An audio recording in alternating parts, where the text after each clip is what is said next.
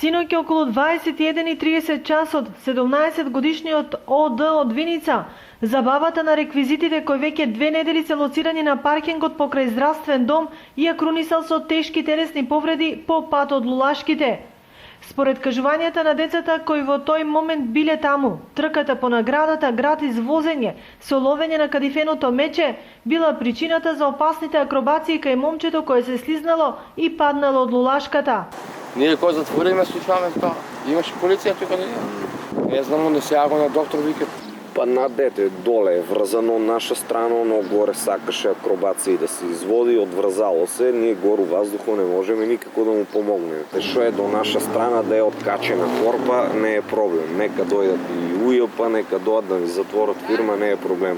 Од наша страна се е исправно. Имаме си атес за балерина за 3 години, атес издаден, има се.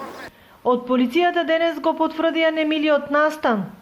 На ден 17.7.2016 година во 20:50 часот од страна на дежурен лекар од Етна медицинска помош Виница во ПС Виница по телефон е пријавено дека кај нив било донесено повредено детето ОД, родено 1999 година од Виница, кое се здобил со повреди користејќи реквизити за забава во привремениот луна парк лоциран на просторот кај здравниот дом во Виница.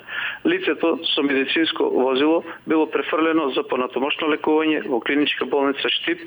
По овластување на јавен обвинител увид на лице место е извршено од екипа од полициска станица Виница. Како и да е, вината и одговорноста е поделена, но повторно затајува контролата од надежните и потребата од континуиран надзор и следење на работата на овие реквизити кои се користат од сите деца.